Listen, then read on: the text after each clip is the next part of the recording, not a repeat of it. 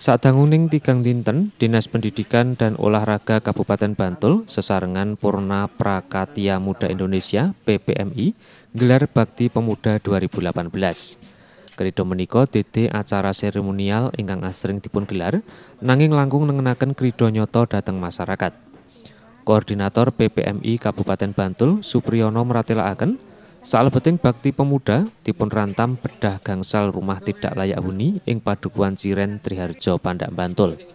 Kejawi menika, bakti pemuda ugi badhe mbangun teras masjid lan satunggaling sarana MCK warga.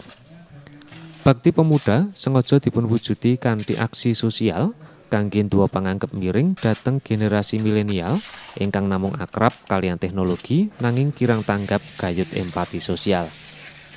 Dinas Didikpora dengan PPMI ingin menunjukkan kepada masyarakat luas yang selama ini adalah image dari pemuda adalah hanya hura-hura.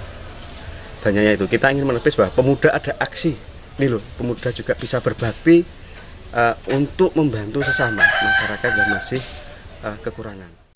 Pariem salah satunggaling warga ingkang griyanipun dipun bangun nelakaken remen awit badhe mapan dhateng griya ingkang langkung murwat lan aman.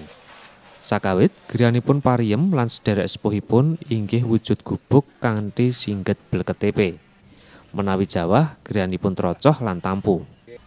Minangka berah bathik seratan kanthi pamedal Rp2.000 saben dintenipun namung saged kangge nyekapi kabetan padintenan kemawon. Ya, saya terima kasih sekali dibantu. Buat rumah gitu Bu? Iya, dibantu rumah. Dulu kayak gini, sekarang dibantu. Saya terima kasih sekali. Anang Zainuddin, Jogja TV.